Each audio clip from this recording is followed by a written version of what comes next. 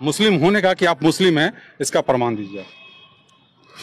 कोई होता है ना कलमा, क्या क्या होता है वो सब, कुछ 2 लाइन पढ़ के सुना दीजिए हमको लोग, ताकि विश्वास कर ले कि आप सही में मुस्लिम हैं। अच्छा, और सर पे दुपट्टा रखा जाता है। हाँ जी, मुस्लिम धर्म में ऐसा है कि सर पे दुपट्टा रख करके ही कुछ पढ़ा जाता है ना जी। हाँ? अच्छा चलिए। औज़ुबिल्लाहिमिनश्शैतानिर्रजीम, बिस्मिल्लाहिर्रहमानिर्रहीम, अल्हम्दुलिल्लाहि रब्बिल आलमीन, अर्रहमानिर्रहीम, मालिकि यौमिद्दीन, इय्याका नअबुदु व इय्याका नस्तईन, इहदिनस सिरातल मुस्तकीम, सिरातल लज़ीना अनअमता अलैहिम गैरिल मग़्दूबि वलद्दालिन। प्यारे इस्लामी भाइयों, आप लोगों ने इस वीडियो को देख लिया होगा जो अभी हमने आपको दिखाया कि एक मुस्लिम लड़की जिसने एक हिंदू लड़के से शादी की है, और जब उससे एक रिपोर्टर ने पूछा कि आप मुस्लिम हैं तो कुछ पढ़कर बताएं, कोई कलमा वगैरह या कोई और चीज़ पढ़कर बताएं, ताकि जो वीडियो को देख रहे हैं जब वो इस वीडियो को देखें तो इनको ऐसा लगे कि हाँ ये लड़की वाकई में जो है मुस्लिम है। तो उस लड़की ने सूरह फातिहा को यानी अल्हम्दु शरीफ को पढ़ा। अब सबसे पहली बात तो ये है, मैं आपको बताऊं, उसने जो अल्हम्दु शरीफ को पढ़ा है वो बिल्कुल गलत पढ़ा है तलफ़ुज़ के एतबार से भी, और उसमें लफ्ज़ी गलती भी की है, यानी उसको सही तरीके से नहीं पढ़ा है। जबकि वो लड़की शादी करने के लायक हो गई है, इतनी बड़ी हो गई, अभी तक उसको अल्हम्दु भी याद नहीं है कि अल्हम्दु शरीफ कैसे है। उसने सही तरीके से अल्हम्दु नहीं पढ़ा है।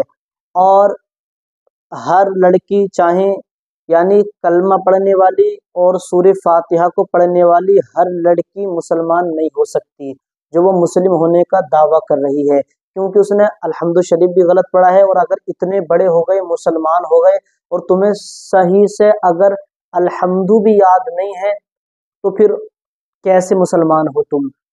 अब सबसे पहली बात यह है कि जैसे कि वीडियो में आपने देखा और वो ये बता रही कि मैं मुस्लिम हूँ और मैंने एक गैर मुस्लिम लड़के से शादी की है। आज हमारी बहन बेटियां जो आज गैरों के साथ जा रही हैं, गैरों के साथ शादियां कर रही हैं, क्या आपने कभी ये सोचा है कि आखिर ऐसा क्यों हो रहा है। सबसे पहली बात तो ये मैं बताऊं, जो आज पूरे हिंदुस्तान का माहौल चल रहा है कि मुसलमानों को बदनाम करने की साजिशें की जा रही हैं, मुसलमान को तरह तरह से बदनाम किया जा रहा है, जबकि ऐसा नहीं है। 80% लड़कियां, 80% लड़कियां वो हैं जो मुस्लिम पहनावा पहनकर मुसलमानों को जो है बदनाम करने के काम कर रही हैं, जबकि हकीकत में वो मुसलमान नहीं है, हकीकत में वो दूसरे धर्म से हैं, पर जो है मुस्लिम लिबास पहनकर मुसलमानों को बदनाम करने की साजिश कर रही हैं। और दूसरी बात यह है कि आज का ये माहौल चल रहा है कि आज हमारे घरों से हमारी बहन बेटियां स्कूल, बड़े बड़े कॉलेजों में पढ़ने के लिए जा रही हैं, लेकिन ना बाप को कोई परवाह है, ना बेटे को कोई परवाह है, ना भाई को कोई परवाह है कि हमारी बहन कहाँ जा रही है, ना बाप को कोई परवाह है कि मेरी बेटी कहाँ जा रही है, पढ़ने जा रही है, कि क्या पढ़ रही है, कितना पढ़कर आई, कब आई, किस टाइम आई, यानी कोई भी फिक्र नहीं है। और आज का ये माहौल हो गया है कि जब हम बाप के पास या माँ बाप के पास थोड़ी देर बैठते हैं ना, तो आज बच्चों का ये हाल बन गया है कि माँ बाप के साथ बैठना भी पसंद नहीं कर रहे हैं। अगर 5 मिनट भी बैठेंगे तो मोबाइल हाथ में, मोबाइल लिया और मोबाइल को चलाना शुरू कर देते हैं। क्योंकि याद रखें, अगर हमारी बहन बेटी स्कूल में या कॉलेज में, बड़े बड़े कॉलेजों में पढ़ने के लिए जा रही है, तो वहाँ हर धर्म के लोग पढ़ने के लिए आते हैं।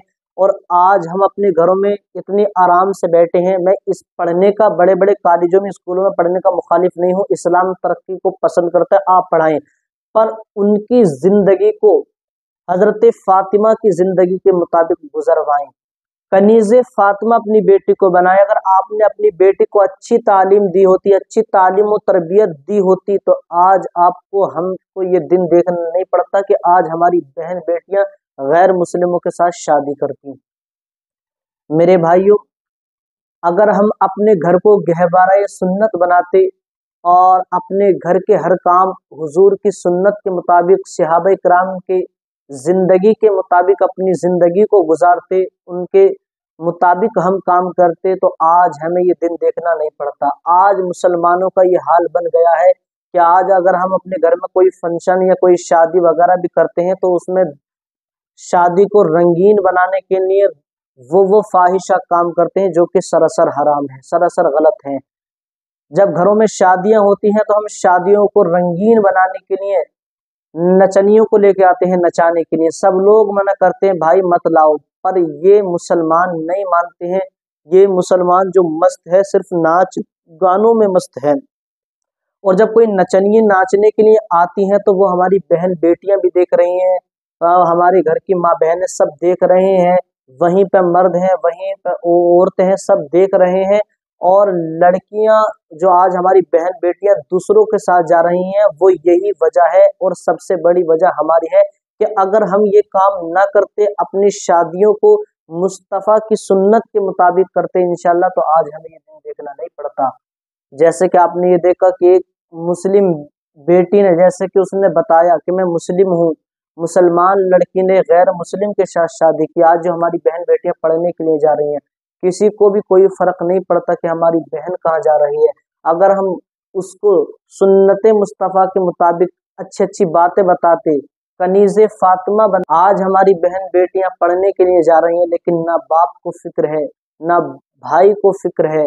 अगर हम अपनी बहन का एक एक पल का हिसाब लेते कि हमारी बहन कहाँ जा रही है, किसके साथ जा रही है, जिस जगह पढ़ने के लिए जा रही है, वहाँ किन से मिल मिलकर रह रही है, वहाँ कैसा पढ़ रही है, हम ख्याल रखते तो आज हमें ये दिन देखना नहीं पड़ता। मैं अब भी बताना चाहता हूँ मेरे भाइयों, अब भी अपने आप को पहचानो और पहचानने के मुताबिक अपनी बहन बेटियों को पढ़ाओ, खुद भी पढ़ो, पर उनका ध्यान रखो कि वो कहाँ पढ़ रही हैं, कहाँ जा रही हैं। अगर आज भी हम न संभले तो कब संभलेंगे? अल्लामा इकबाल ने कहा था, न संभलोगे तो मिट जाओगे, ए हिंदी मुसलमानों तुम्हारी दास्तां तक भी न होगी दास्तानों में। तो मेरे भाइयों, अपने आप को पहचानो, अपनी जिंदगी को मुस्तफ़ा की जिंदगी के मुताबिक अपनी जिंदगी को गुजारो। इंशाल्लाह अगर आप ऐसा करोगे तो दुनिया में भी आबाद रहोगे और दुनिया से जाने के बाद भी आप आबाद रहोगे।